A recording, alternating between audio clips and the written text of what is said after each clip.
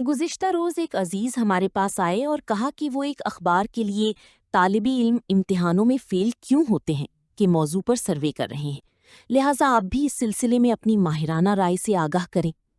ہم نے سوچا کہ اگر رائے دینی ہی ہے تو کیوں نہ اپنے کالم میں اس کا اظہار کریں۔ ہمارے نزدیک امتحانوں میں طلباء کے فیل ہونے کی بنیادی وجہ خود امتحان ہے، یعنی اگر عزیز طلباء کا امتحان نہ لیا جائے تو ہم پورے وثوق سے کہہ سکتے ہیں کہ ان میں سے ایک طالب علم بھی فیل نہ ہو۔ دراصل طلباء کا امتحان لینا طلباء کی صلاحیتوں اور ان کی تعلیمی استعداد پر عدم اعتماد کا اظہار کرنے کے مترادف ہے۔ طلباء کے امتحانوں میں فیل ہونے کی دوسری وجہ ممتحن حضرات ہیں۔ اگر ہماری ماہرین تعلیم عزیز طلباء پر عدم اعتماد کا اظہار کرنے پر تل ہی گئی ہیں، یا دوسرے لفظوں میں پھر کسی کا امتحان مقصود ہے، تو پھر ممتحن حضرات ایسی ہونی چاہیے جن کی دل شفقتی پدری سی معمور ہوں اور جو دوسروں اور اپنے بچوں کا بھلا چاہتی ہوں۔ مہنگائی کے اس دور میں ایسی شفیق حضرات کی کوئی کمی نہیں، چنانچہ اگر انہیں امتحانوں میں خدمت کا موقع دیا جائے اور چھاپا مار ٹیم اور ان کے درمیان ایک مناسب فاصلہ رکھا جائے تو آپ یقین جانیں طلباء امتحانات میں کبھی فیل نہ ہوں۔ طلباء کے امتحانات میں فیل ہونے پر بہت زیادہ زور دیا جاتا ہے، چنانچہ ذہنی دباؤ کی وجہ سے وہ فیل ہو جاتے ہیں۔ لہٰذا اگر انہیں سمجھا دیا جائے کہ بیٹی پاس ہونا یا نہ ہونا تو قسمت کا کھیل ہے، تم اپنی کھیل کود میں لگی رہو، اللہ مالک ہے، تو ہمیں یقین ہے کہ اس کی بہت مثبت نتائج برآمد ہوں۔ بلکہ طلباء اور معاشرے کے درمیان خیر سگالی کی فضا پیدا کرنے کی خاطر اگر ملازمتوں کے لیے امتحانوں میں فیل پاس ہونے کی شرط بھی اڑا دی جائے تو اس سے مزید اعتماد کی فضا پیدا ہو سکتی ہے، مگر کوئی ان پر اعتماد تو کر کے دیکھے۔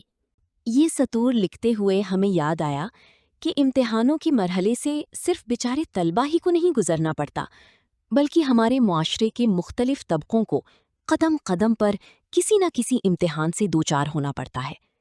اور یوں متذکرہ عزیز نے ہم سے جو سوال کیا تھا وہ تو خاصا ادھورا ہے۔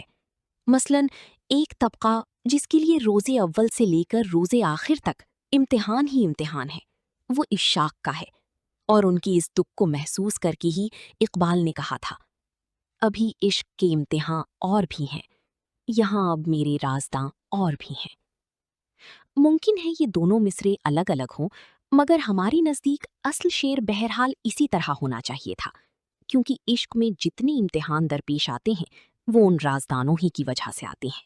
ہمارے ہاں ایک طبقہ سیاست دانوں کا بھی ہے جسے زندگی میں بہت سے امتحانوں سے گزرنا پڑتا ہے۔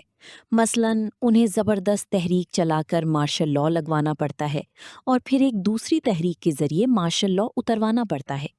علاوہ ازیں ہمارے سیاست دانوں کو، جن کی ایک بڑی تعداد ماشاءاللہ اہل ثروت طبقے سے تعلق رکھتی ہے، مگر رسم دنیا نبھانے کے لیے کبھی کبھار انہیں جیل بھی جانا پڑتا ہے۔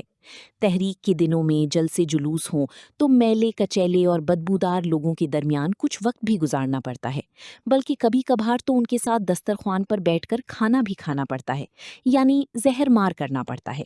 بسا اوقات وسیع تر قومی مفاد کے لیے اپوزیشن سے نکل کر اچانک وزیر بننا پڑتا ہے اور وزارت ہاتھ سے جاتی دیکھ کر اپوزیشن میں واپس بھی آنا پڑتا ہے۔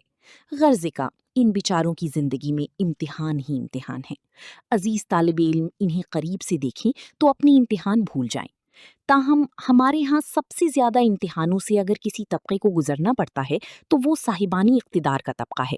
اقتدار کا حصول بجائے خود ایک امتحان ہے، چنانچہ کئی امیدوار تو کمرہ امتحان میں پستول لے کر جاتے ہیں۔ حصول اقتدار کے بعد استحکامی اقتدار اور زیادہ مشکل امتحان ہے، کیونکہ اس کے لیے تھوڑی تھوڑی عرصے کے بعد قمیض کی آستین میں سے کبوتر نکالنے پڑتے ہیں، رسی پر سائیکل چلانا پڑتی ہے، حتیٰ کہ کئی دفعہ مسخروں والی ٹوپی پہن کر رنگ میں اچھل کود بھی کرنا پڑتی ہے۔ حصول اقتدار اور استحکام اقتدار کے بعد سب سے مشکل امتحان وہ ہوتا ہے جب اقتدار چھوڑنا پڑتا ہے۔ بھریا میلہ چھوڑنا سب سے مشکل کام ہے، اور ہمارے ہاں اس امتحان میں آج تک کوئی پاسنگ نمبر لے کر بھی پاس نہیں ہوا، چنانچہ سب کو فیل ہی کرنا پڑتا ہے، اور فیل ہونے کے بعد ہی اس امتحان سے انہیں نجات ملتی ہے۔ ہم تو پوری دیانتداری سے محسوس کرتے ہیں کہ امتحانات وغیرہ کا سسٹم یکسر ختم کر دینا چاہیے، کیونکہ اس سے طلباء، عشاق، سیاستدانوں اور صاحبان اقتدار کا وقت بہت ضائع ہوتا ہے۔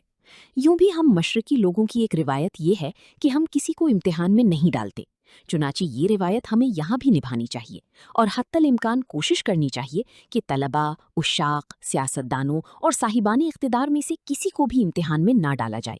تاہم اگر یہ امتحان ضروری ہے تو پھر جیسا کہ ہم نے شروع میں عرض کیا، ممتحن بہت شفیق قسم کے لوگ ہونے چاہیے تاکہ ہر ایک کو سند مل سکے اور بوقت ضرورت کام بھی آ سکے۔